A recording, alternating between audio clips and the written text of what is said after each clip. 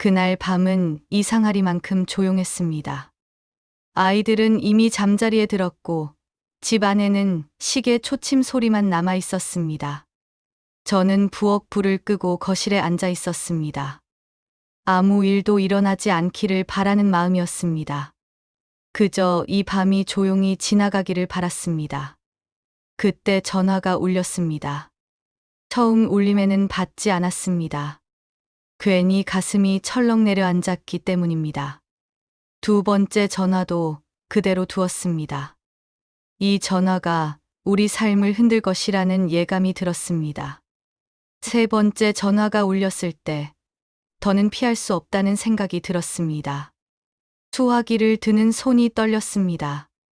전화를 끊고도 한동안 아무 말도 하지 못했습니다. 남편에게 목회 청빙이 들어왔다는 이야기였습니다.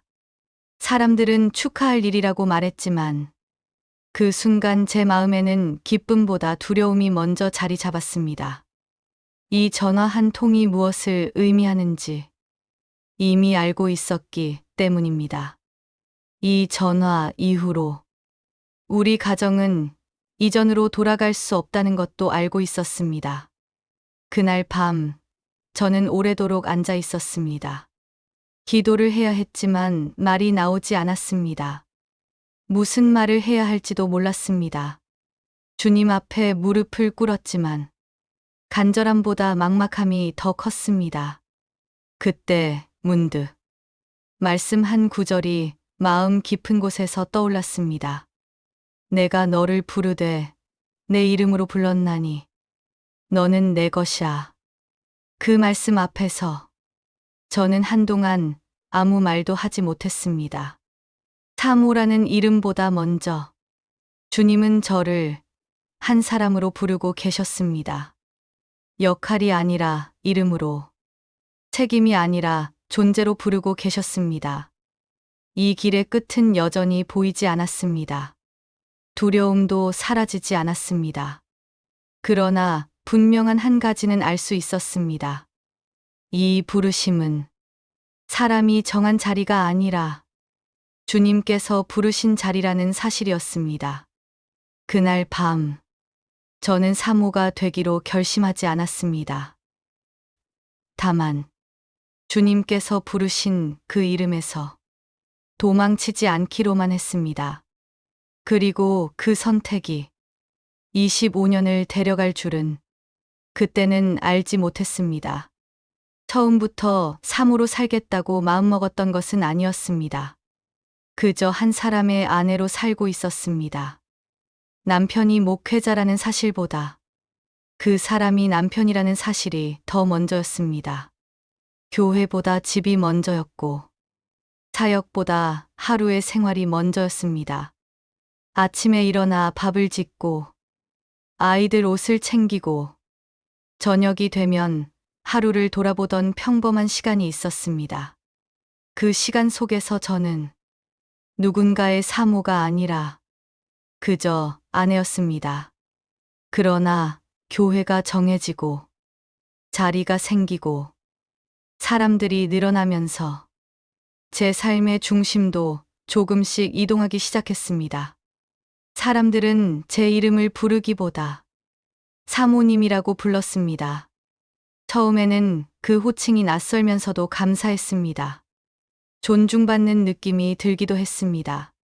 그러나 시간이 지날수록 그 말은 제 이름을 대신하는 말이 되어갔습니다.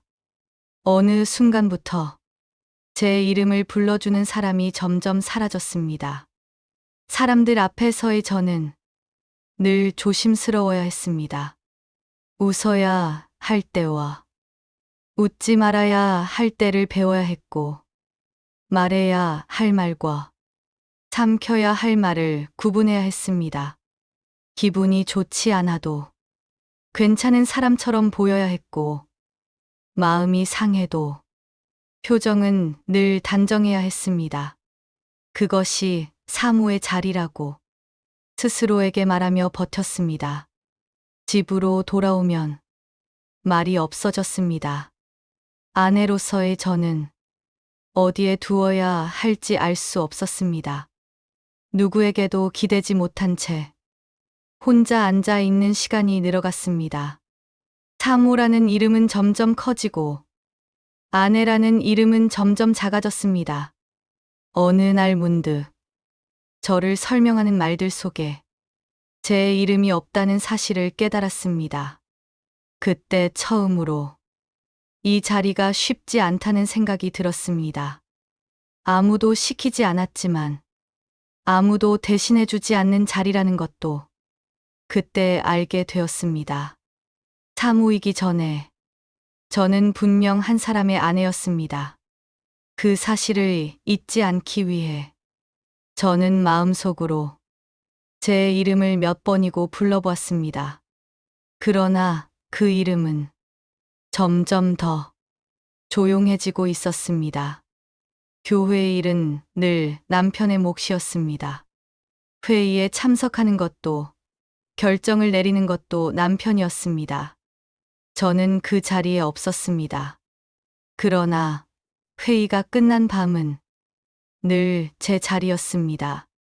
문을 열고 들어오는 남편의 얼굴을 보면 그날이 쉬웠는지 힘들었는지 알 수 있었습니다.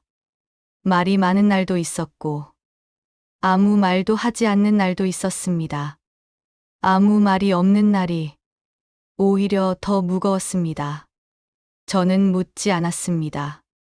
묻지 않아도 알 수 있었기 때문입니다. 누군가의 말 한마디, 어딘가에서 생긴 오해, 풀리지 않은 감정들이 남편의 어깨에 그대로 남아 있다는 것을 굳이 설명하지 않아도 느낄 수 있었습니다. 식탁에 마주 앉아 있어도 대화는 길지 않았습니다. 밥을 먹는 동안에도 마음은 다른 곳에 가 있는 듯 했습니다. 그럴 때면 저는 말을 줄였습니다.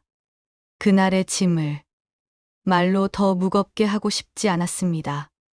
대신 설거지를 하며 아이들을 재우며 집 안의 불을 하나씩 끄며 마음속으로만 기도했습니다.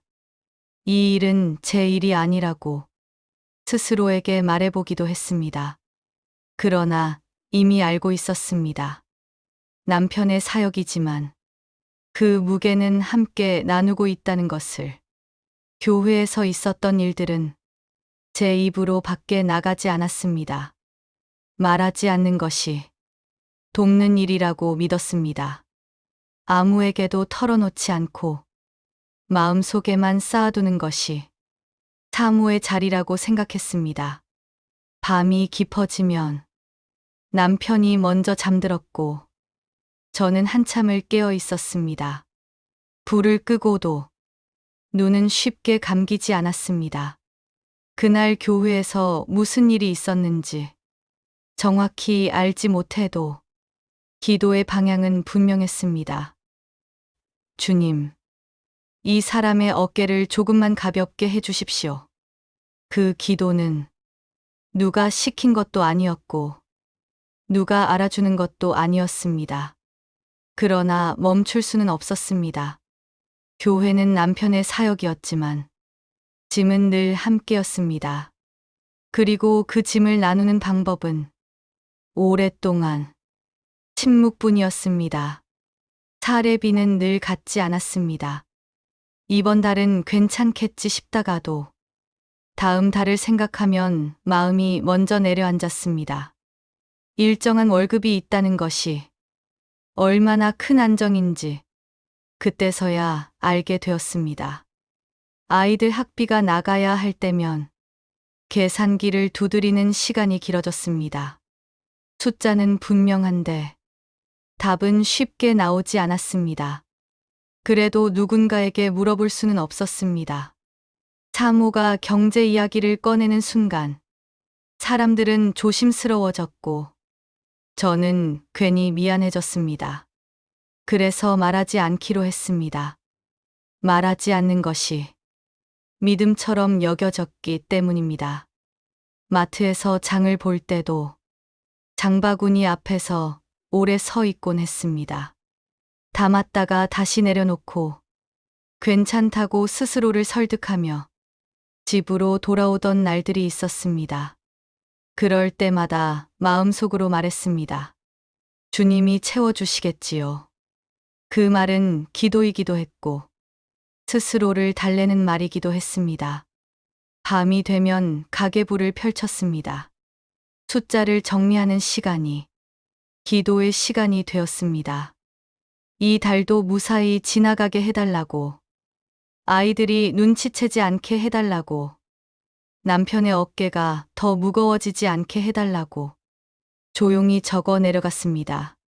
다음 날이 되면 아무 일도 없었다는 듯 교회 문을 열었습니다. 사모는 늘 여유 있어 보여야 했고 부족함이 드러나면 안 되는 사람처럼 느껴졌습니다. 누군가는 믿음으로 사는 삶이 부럽다고 말했지만 저는 그 말 앞에서 아무 대답도 하지 못했습니다. 믿음이라는 말 뒤에 얼마나 많은 계산과 고민이 숨어 있는지 설명할 수 없었기 때문입니다. 그래서 저는 계속 웃었습니다. 계속 괜찮은 척했습니다. 이 현실을 말하지 않는 것이 사모의 자리라고 믿으며 하루하루를 지나왔습니다. 그 불안은 사라지지 않았습니다. 다만 말로 꺼내지 않았을 뿐 늘 함께 있었습니다. 아이들은 교회 안에서 자랐습니다. 예배당이 놀이터였고 교회 사람들이 가족처럼 익숙했습니다. 어릴 때는 그저 당연한 환경이라 여겼습니다. 그러나 아이들이 자라면서 그 환경이 짐이 되고 있다는 것을 조금씩 느끼게 되었습니다. 사람들은 아이들을 볼 때 먼저 부모를 떠올렸습니다. 목사님의 자녀니까, 사모님의 자녀니까 잘해야 한다는 말이 아무렇지 않게 따라붙었습니다. 아이는 아이로 보이지 않았고 늘 누군가의 자녀로 먼저 불렸습니다. 그 시선이 아이에게 얼마나 무거운지 그때는 충분히 알지 못했습니다. 문제가 생기기 시작했을 때 저는 한참을 제 자리를 바라보았습니다. 어머니로서의 자리와 사모로서의 자리가 서로 다른 방향을 가리키고 있었습니다. 아이를 감싸 안고 싶었지만 사람들의 시선이 먼저 떠올랐고 아이 편에 서고 싶었지만 교회의 분위기가 마음을 붙잡았습니다. 그때마다 제 마음은 조용히 찢어졌습니다. 왜 더 먼저 안아주지 못했을까? 왜 더 아이 편이 되지 못했을까? 아이의 방불이 꺼진 뒤에도 저는 쉽게 잠들지 못했습니다. 문 앞에 서서 조용히 한참을 서 있던 밤들이 있었습니다. 문을 열고 들어가 아무 말 없이 안아주고 싶었지만 그 문을 열지 못했습니다. 그 선택이 옳았는지 지금도 확신하지 못합니다. 다만 그때의 저는 늘 두 마음 사이에 서 있었습니다. 기도를 해도 마음이 가벼워지지 않았습니다. 주님 앞에서조차 어머니로서의 마음이 먼저 울었습니다. 이 자리는 누구에게도 쉽게 말할 수 없었습니다.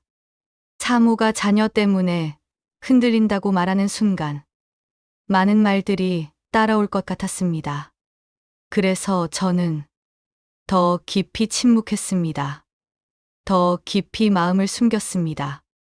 아이를 바라보며 아무 말 없이 기도하는 법을 그때 처음 배웠습니다.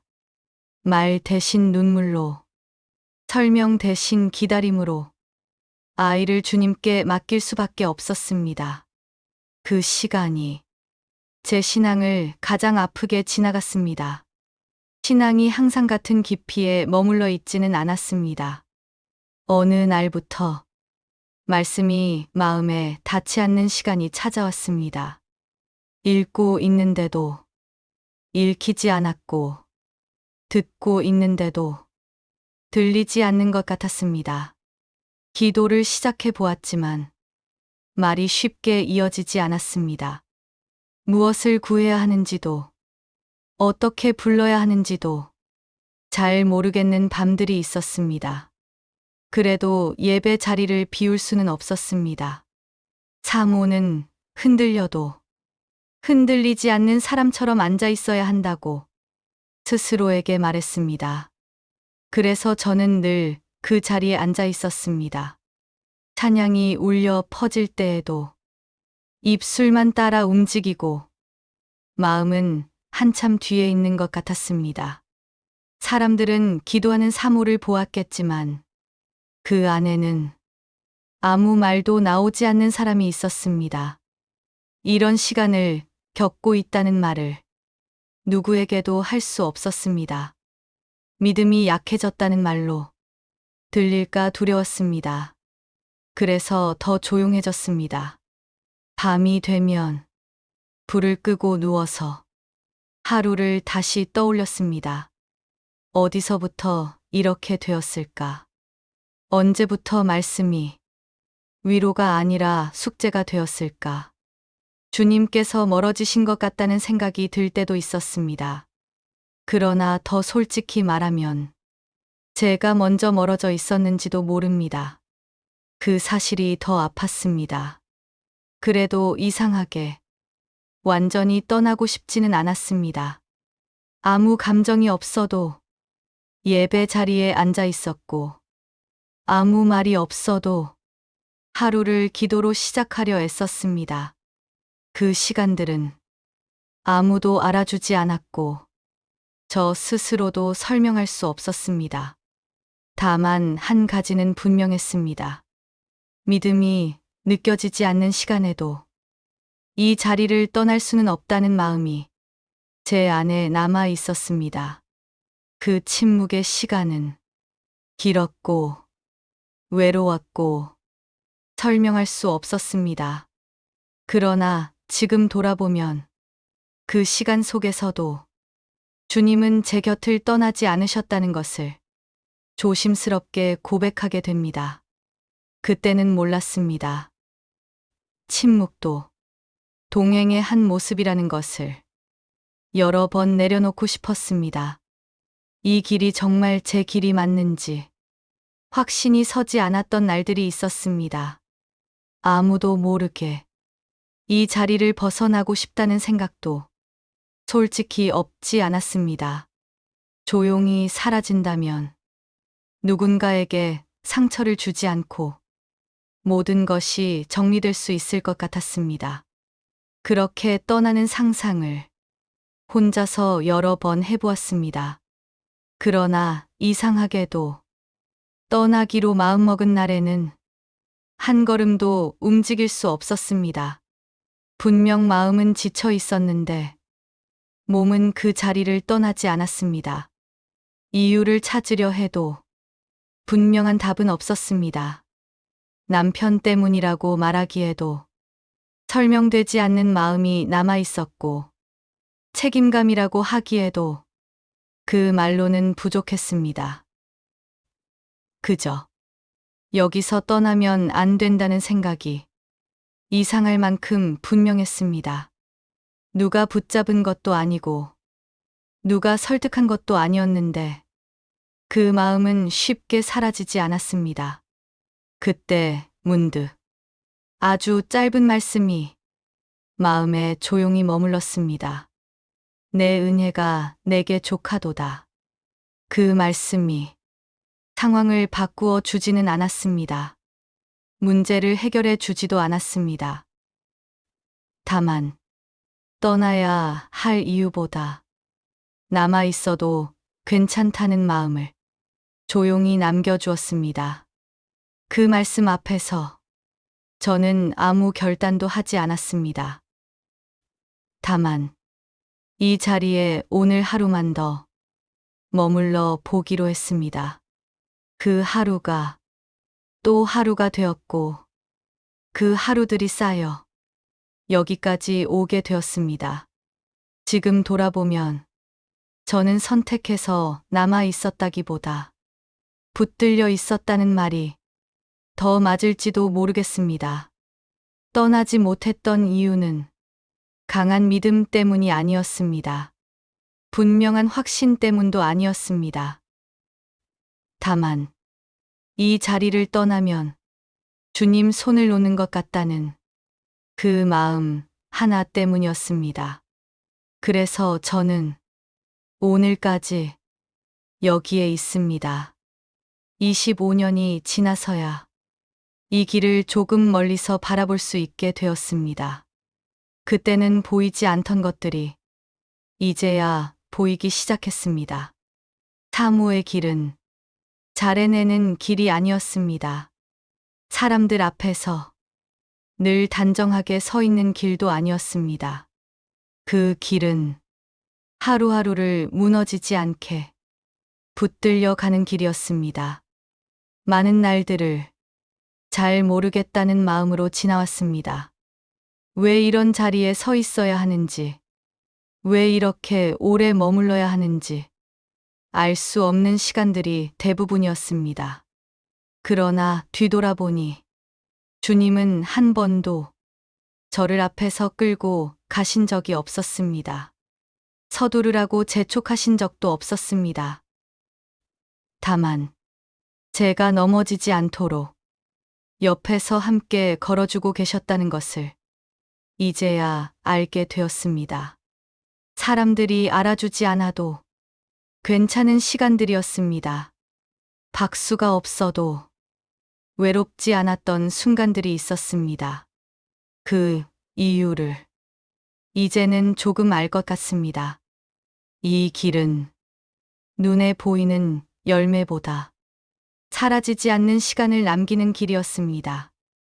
설명되지 않아도 주님께는 다 알려진 시간이었습니다. 지금도 같은 자리에 서 있는 분들이 계시다는 것을 알고 있습니다.